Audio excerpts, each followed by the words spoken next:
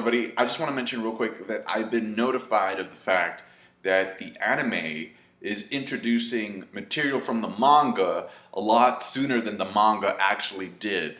So I just want to say that I think that's really cool. I don't have a problem with it. As an anime-only watcher, every episode I watch each week is new to me. So that difference of manga versus anime really doesn't exist in my mind because I didn't read the manga. But I just wanted to make everybody aware of the fact that anime-only watchers were being spoiled ahead of time, okay? Which actually kind of explains why the previous episode was so confusing. That being said, I thought this episode was really good, alright? It had some fantastic moments. I'm not gonna lie, the animation was a little bit of a mixed bag. There were some shots that looked really, really good, you know, with the same amount of detail that we've gotten used to. And other shots I did notice were a little bit sloppier. So like I said, a mixed bag in terms of animation and art. But even then, I think the intensity and the pacing of the episode completely outweighs everything else. We start off with Krista, and obviously she's going to have questions. She's just been swallowed by Ymir's Titan form. She's like, what are you doing, Ymir? Ymir's like, hey, we need to get the hell out of here because there is no future inside the walls. And then Krista's like, wait, hold on a minute. You just said no future inside the walls, but outside the walls, there's just a bunch of Titans that are going to eat us. And then Ymir's like, yo, Historia. Actually addresses her by her real name this time. Historia.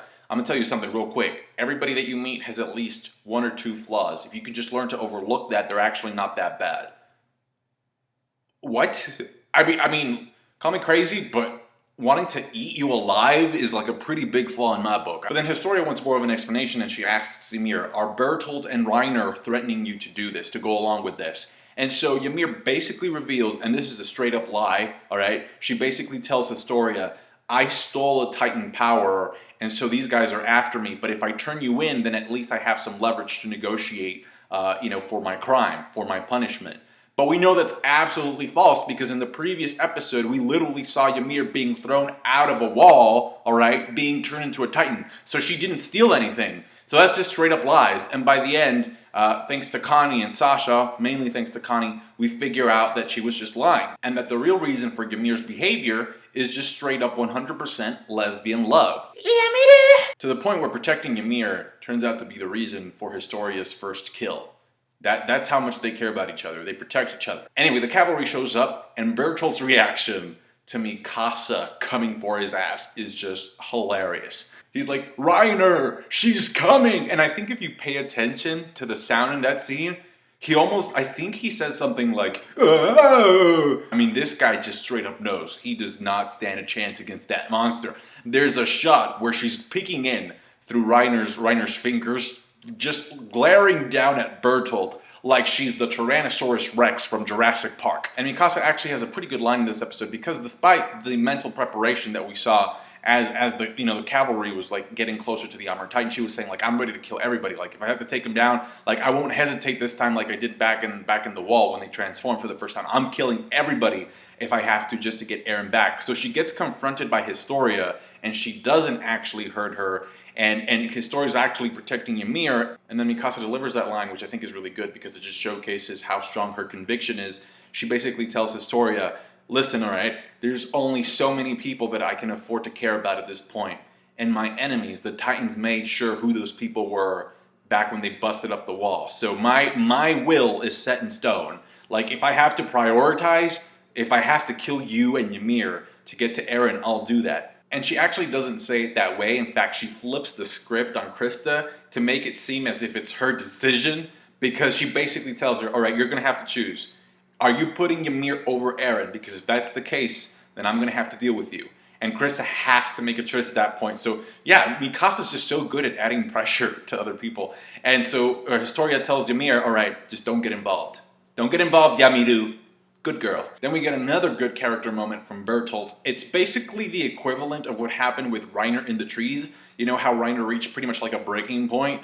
It's basically that, but for Bertholdt. And because they're different characters, they express themselves very differently. And what triggers that character moment is Connie and Sasha and also John confronting him about what he's doing. And I thought John's dialogue was actually really good because what he does is that he picks specific moments from the past to trigger Bertholdt, to get him to reflect about the good old days. First and foremost, he's like, dude, what are you doing? We both know Eren is a stubborn son of a bitch. You can't restrain him. He's just not he's not that type of guy. And then second of all, we got to know you. We were sleeping on the same roof. We got to know your sleeping positions. So what happened? And so that triggers Bertholdt, and he's like, all right, like, we did some horrible things. But those moments were actually genuine. We actually did feel like you were our friends. And then he says, who in their right mind would actually want to kill that many people, like, just out of their own free will? But then he doesn't say anything after that, because if it's a contradiction for him, then to me it sounds like there had to come a point where he had to make a choice. Either you do that or something even worse is going to happen. So he doesn't really give us a reason for why he's doing what he's doing. In fact, when Mikasa just straight up tells him, just give me Eren, like, I'm just asking for Eren, he says, no, I can't do it. Somebody has to get their hands dirty. So they're ready to go. And so that was kind of frustrating, because I know there's something else going on behind the scenes that we still don't know about. But when they don't tell us, it's like, we're just left in the dark. But anyway, that doesn't matter, because Erwin comes in, all right, with a herd, a swarm of Titans coming in, and then Reiner just turns into a football player. This guy thinks he's in the NFL. He's tackling, he's throwing, all this good stuff, right? Then Erwin leads the charge, and it is so messed up, because it was such an epic moment when he raises up his arm, with the sword. He's like, charge, keep moving. From the flank, a Titan just comes and gets him like a cricket, bites off his arm, and then part of you just kind of thinks, okay, that's it for him. It's over. But no, he's being carried away by his stump, and he's just like, move forward, keep moving. We're talking some colossal Titan-sized balls for Erwin in this episode, right? And you think he's dead, or you think he's, he got eaten, but he actually comes back, and he comes back in a great scene for Armin. I'm telling you, this episode had some great character moments.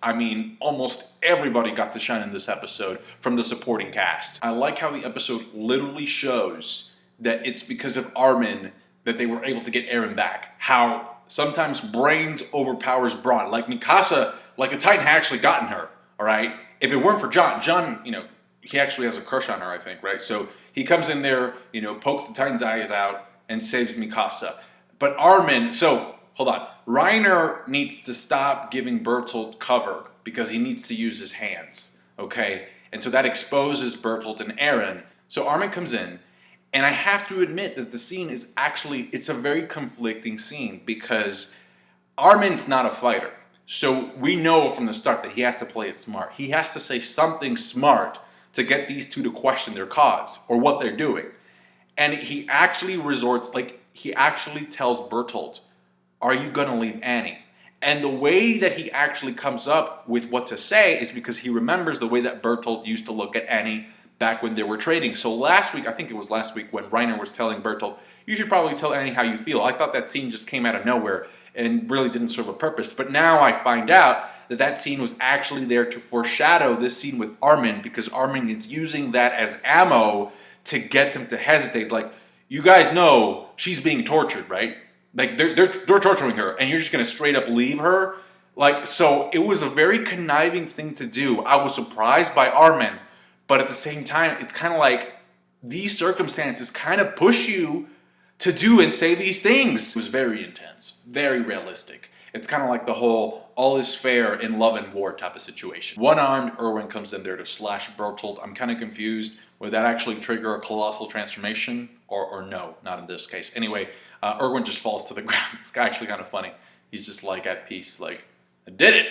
Then Mikasa swoops in, they retake Eren, and Reiner starts throwing Titans to block their path of escape. I also want to mention the fact that for a moment there I thought that Reiner was actually calling out for help, because he begins to roar just like he did when he basically sort of like roared out to Bertholdt to fall down on Eren. And then also during the scene where Bertholdt is talking to the rest of the gang, he actually ends his speech by saying, please, somebody find us. Also in the chaos, I thought there was this really good choreographed scene where you see this guy, this scout, in the middle of the shot, and this horse comes in and just knocks him out of the frame.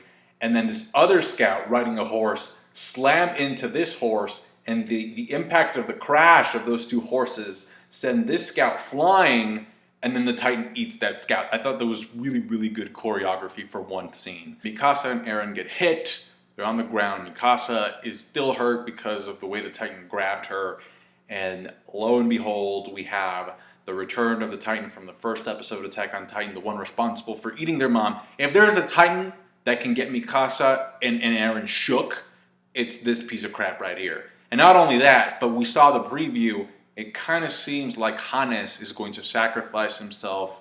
And even though I don't want that to happen, I have to say that from a storytelling perspective, and even from a character perspective, it does create the scenario of poetic justice to occur for Hannes, because in the first episode, Hannes ran away from that very same Titan. He said he was going to protect them, he saw the Titan, and he just dipped. He was like, I'm out of here. So the whole thing would just kind of come full circle if that's the case. I mean, he ran away with Eren and Mikasa and left the mom there.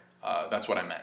Overall, I thought it was a great episode of Attack on Titan. Like the video if you did. Subscribe to my channel. Tell me your thoughts about this episode. Comment down below. Subscribe to my channel. It's only, there's only one episode left. I can't believe it. Can't believe it. Thank you guys. Bye.